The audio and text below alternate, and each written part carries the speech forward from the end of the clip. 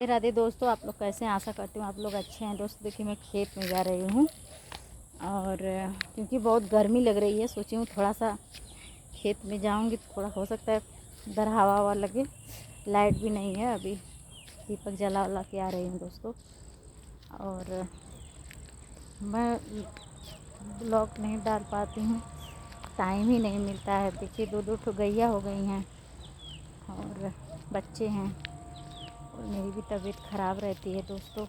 और जो भैया दवा मुझे देते थे, अब उनकी शादी हो गई है और वो इतना अपने मतलब बीवी में लीन है कि मतलब पेशेंट जा रहे हैं तो दवा नहीं दे रहे हैं। मतलब जब दवा रहेगा तब न देंगे, जब वो बाज़ार आजमगढ़ जा ही नहीं रहे हैं तो दवा कहाँ से देंगे? वो तो अपने बीवी में लीन है दोस्तों। मैं इतना कहना चाहती हूँ कि वो इंसान जो है पता नहीं कितना एज है उनका, और मुझे तो लगता है अगर कम एज में शादी होता है तो इतना नहीं कोई फड़फड़ाता है। थोड़ा लेट किसी का शादी होता है ना, बहुत फड़फड़ाता है। और दोस्तों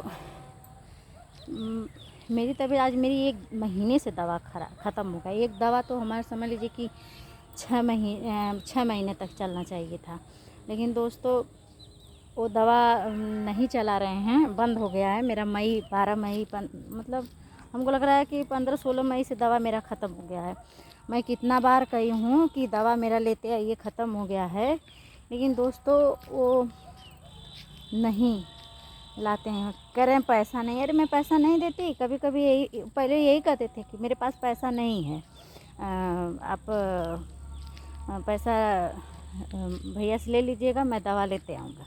तो यही चीज़ नहीं कर सकते, लेकिन वो अपनी बीवी को अभी से घुमाना, सब कुछ करना। दोस्तों जानते हैं उनकी माँ मरी थी, अभी 13 बीता, 13 के हफ्ता भर नहीं हुआ बीतते हुए अपनी बीवी को भैरव बाबा लेके गए थे, जो कि 6 महीने मंदिर में कदम नहीं रखना चाहिए। तो गरुड़ पुराण में भी यही लिखा है कि 6 महीने तक मंदिर में नहीं जाना चाहिए।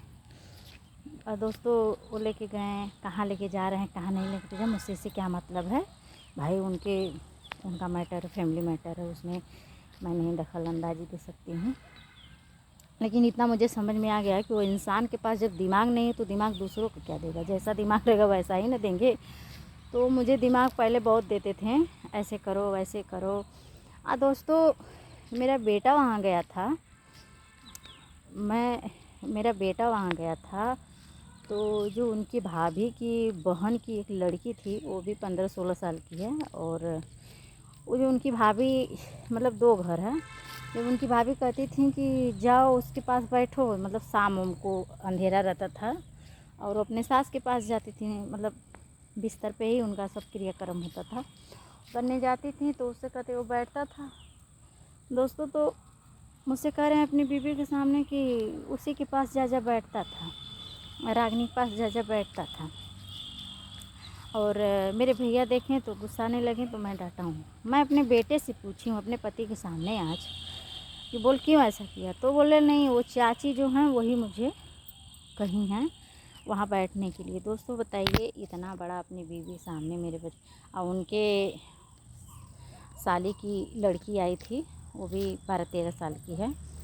तो दोस्तों क्या कर रहे हैं फ़ोन पे कि अरे पता नहीं क्या उनकी बीवी कहीं, तो कह रहे हैं कि अरे मैं हूँ ना, कुछ नहीं सब कहेंगे, मैं हूँ ना, मेरे सृष्टि को कैसे कोई कुछ कर सकता है? बताइए दोस्तों, मेरे बेटे को इतना नीचा, मैं जानती हूँ अपने दोस्तों के साथ घूमता है फिरता है, ये सब चीज़ें हैं।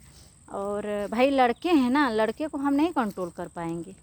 वो शुरू से घूम आया फिर आया है, और फिर वो सयान हो गया है। मैं कैसे आज दोस्तों, आज अगर वो इतना दोस्ती नहीं किया रहता, और मेरे यहाँ कोई भी फंक्शन पड़ता है, मेरी सास जब मरी थी 13 में, यहीं के जहाँ मैं रहती हूँ यहीं से सब जाके वहाँ पे खाना खिलाएं खड़े होके। बताइए, खाना खिलाएं सब, तब खाना खिला के खा के तब आएँ दोस्तों। अभी कोई हम लोग को ज़रूरत पड़ जाए तो एक दूसरे के साथ नहीं देंगे तो क्या करेंगे? मेरे वहाँ ससुराल के लोग कहने लगे कि मैं मान गई कि जहाँ ये सब रहते हैं कितना व्यवहार बनाए हैं। अब बताइए, मैं व्यवहार बना के मेरे बेटे हम लोग नहीं रहेंगे तो कोई आएगा मेरे दरवाजे? नहीं कोई आएगा दोस्तों। अब उनका है, बीवी जब से शादी हुई है बीवी लेके पड़े हैं। और मेरे दवा, मेरा ही नहीं बहुत पेशेंट हैं, दवा नहीं, लेकिन मैं तो खास थी, कितना दिन से दवा कर रहे थे लेकिन नहीं ला रहे हैं। और मेरे पति का एक गति है कि ये भी नहीं कहेंगे कि अच्छा चलो दवा उनसे लिखवा लो, मैं लेता आऊँगा दवा।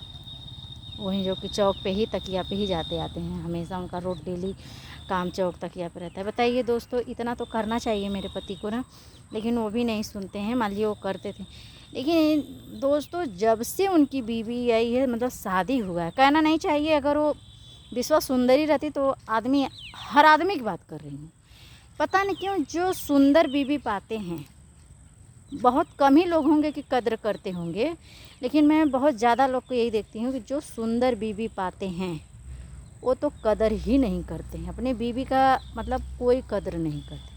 आज जो आदमी सुंदर बीवी नहीं पाता है, जो पति अच्छा, और उसका ये सब पता नहीं क्यों अपने बीवियों को इतना मानने जानने लगते हैं, मुझे कुछ समझ नहीं आता है। हम लोग के पति हैं, घास तक नहीं डालते हैं सोचे। और दोस्तों मैं क्या बताऊं आप लोग से कि मुझे गुस्सा बढ़ता है कभी कभी। कहते हैं मुझे छोड़ना मत भाभी, आप छोड़िएगा कभी मत। एक माँ मेरी माई है जो जन्म दी है, एक माँ अपने भाभी माँ होती हैं। तो बताइए दोस्तों, आप फ़ोन नहीं कर रहे हैं। मैं परसों फ़ोन लगाई गुरुजी से बात करने के लिए, फ़ोन नहीं उठाएं, थक गए। अरे एक बार तो लगा के पूछना चाहिए था क्या दिक्कत है, क्या परेशानी है। नहीं, मैं भी छोड़ दी हूँ। अभी बीवी जाने वाली है 2-4 दिन में, जाए फिर जब ये फ़ोन करें तब मैं बताऊँगी दोस्तों। तब मैं इनको अच्छी तरह से, मेरी तबीयत देख रहे हैं, मेरी शकल वकल कैसी होती चली जा रही है। नहीं दोस्तों, मुझे गुरु जी से भी बात करना है, मैं परेशान हो जाती हूँ। मैं क्या करूँ दोस्तों, मुझे कुछ समझ में नहीं आता है। मेरा पति हैं तो सुनते ही नहीं हैं जल्दी। अभी मेरे पति की भी गलती ये है कि जब अपने मतलब भाई भौजाई सबको पड़ेगा तो दौड़े हुए जाएंगे, और मेरे लिए तो उनको समय ही नहीं मिलता है। क्या करूँ।